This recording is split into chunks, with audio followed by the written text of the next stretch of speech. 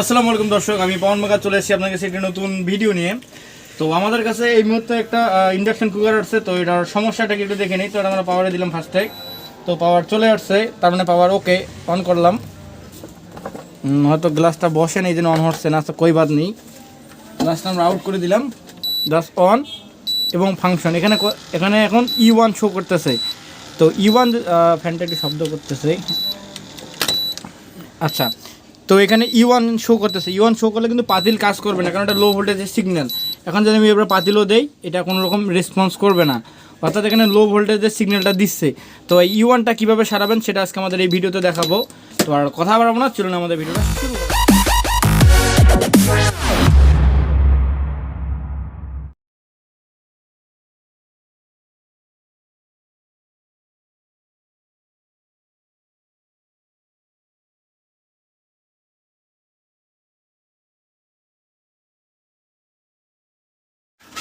তো এটা আমাদের মাদারবোর্ডটা। তো এখানে আগে বুঝতে হবে, যেমন আমার কাছে এটা খুব ভালো লাগছে, এই ভাই যে বুদ্ধিটা খাটাইছে। তো বুদ্ধিটা হইলো জাস্ট একটা তার দিয়ে এইভাবে সোল্ডারিং করে দিয়ে ফিউজের কাজ করাইছে। তা আলহামদুলিল্লাহ ভালো করাইছে, মানিয়ে নিলাম যেভাবে করাইছে। কিন্তু এভাবে এটা নিয়ম না। নিয়মটা হলো উল্টা সাইড দিয়ে আপনি জাম্পার দিতে পারেন, অর্থাৎ এখানে ভিতর থেকে দিলে নেগেটিভ পজিটিভ ফলস হইলে একদম মর গেয়া, অর্থাৎ সার্কিট ব্রেকার পর গেয়া এবং বাসাবাড়ি লাইন মর গেয়া। তো আমাদের ফিউজটা আমরা খুলে নিয়েছি, আমরা এই দিক দিয়ে এখন জাম্পার টেনে দেবো। তো আমাদের প্রবলেমটা হলো E1 হচ্ছে লো ভোল্টেজ। তো লো ভোল্টেজ কোন সাইড দিয়ে কাজ করে? আসলে এই সার্কিটগুলোতে ইন্ডাকশন যত বড় আমার সার্কিট আছে, সেটা লো ভোল্টেজ কী দিয়ে আপনার কাজ করে এবং কোন ফাংশনটা এই লো ভোল্টেজের সাথে জড়িত, সেটা আজকে আমি দেখাবো। তো ফার্স্ট অফ অল আমরা কাজ করব কি, তো আমাদের এখানে দেখেন, এখানে যদি আমি আপনাকে দেখাই, তো এটা আমাদের লাইন এবং নিউট্রাল গেল। এখানে একটা 4 ক্যাপাসিটার বসানো আছে, যেটা ফিল্টারিং করে কারেন্টটাকে। তারপর এখানে 22 ওহম রেজিস্ট্যান্স একটা আছে, একটা 100 কে রেজিস্ট্যান্স আছে, যেটা আমার পাওয়ার সাপ্লাইয়ের কাজ করে। তারপর এখানে একটা 270 কে রেজিস্ট্যান্স আছে, 270 কে, হ্যাঁ 270 কে এটা রেজিস্ট্যান্স। 270-এর পর আপনার এখানে দুইটা রেজিস্ট্যান্স সিরিজ হয়েছে। যদি আপনার উল্টা দিয়ে দেখাই, আমাদের নিউট্রাল লাইন থেকে একটা রেজিস্টার গেছে 270 কে থেকে আসার পরে এখানে এই যে দুটো রেজিস্টার সিরিজ হয়ে দুই ভাগে ভাগ হয়ে চলে গেছে। একটা হলো E1, একটা হলো E2। এখন কোনটা E1 কোনটা E2 সেটা বলতে পারবো না এই মুহূর্তে। তো আমাদের কী করতে হবে, এখানে যে দুটো রেজিস্ট্যান্স আছে, এই রেজিস্ট্যান্স দুটাকে খুলে নিতে হবে সুন্দর করে।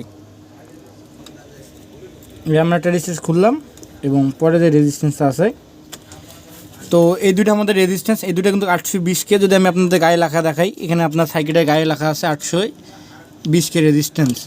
তো এই দুইটার মধ্যে একটা হলো হাই ভোল্টেজ, একটা হলো লো ভোল্টেজ, অর্থাৎ হলো একটা E1 এবং একটা E2-র কাজ করে। তো ডিরেক্টলি বলতে পারবো না যে ভাই কোনটা E1 আর কোনটা E2-র কাজ করে, সেটা আমারও জানা নাই। তো এখান থেকে যদি আমরা হিসাব করি তাহলে এটা বের করতে পারবো। তো জাস্ট আমরা কী করবো, আগে এই রেজিস্ট্যান্স দুইটা মেপে দেখবো যে এটার কোনটার মান ফলস হয়েছে। তো একটা আমরা হাতে নিলাম, তো একটার মান দেখেন একদম পুরাপুরি 0, এটার কোনো মানস নাই, এটার কোনো ভ্যালু নাই। এবং আরেকটা যে হাতে যদি নেই আমরা,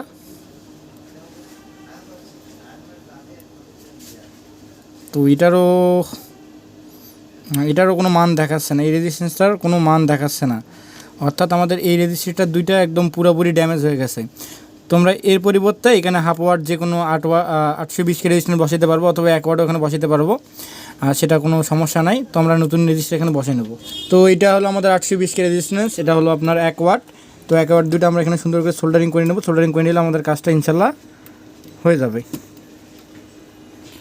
তো এটা আমরা ফিউজটা আলাদাভাবে বাইরে দিয়ে টানিয়ে দিয়েছি, প্লাস এখানে নতুন করে রেজিস্ট্যান্স দুটো বসাইছি 820 কে।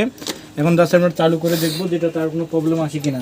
তো আপনারা একটা কাজ করবেন কি, আপনারা এই চুলা যদি আসে এরকম সমস্যা, তো আপনারা রেজিস্ট্রিগুলো চেক করুন, পাশাপাশি ক্যাপাসিটার চেক করবেন। অনেক সময় ক্যাপাসিটার ফাটার কারণে E1 দেখায় না কোড, কিন্তু গরম হয় না। অনেক সময় E1 না দেখাইলেও আপনার মনে হিট হইতে চায় না, সেক্ষেত্রে ওই ক্যাপাসিটারটা আপনারা একবার চেক করে দেখবেন যে ক্যাপাসিটার কোনো সমস্যা আছে কি না।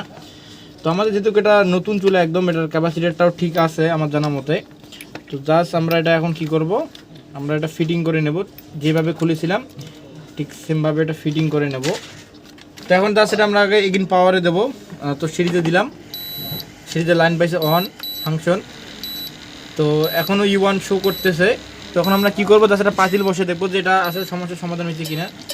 তো পাতিল বসালাম, দেখেন সিরিজ বাতি ক্যাচ করতেছে, তার মানে এটাতে সমস্যা আছে, সেটা কিন্তু সমাধান হয়ে গেছে আমার জানার মতো 100%। তো এখন আমরা কি করবো, জাস্ট এটা কভারটা ফিটিং করে আমরা গরম করে দেখবো যে গরম হয় কি না। এটা আমরা ফিটিং করে নিয়েছি, জাস্ট এখন আবার এখানে এটা পাওয়ারে দেবো।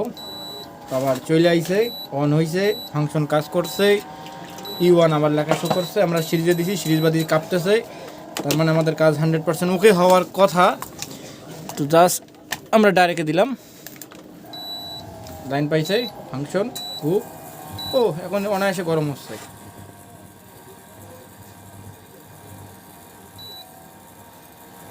দেখেন এখন পানি দিয়ে একদম ধুমে বেড়াচ্ছে,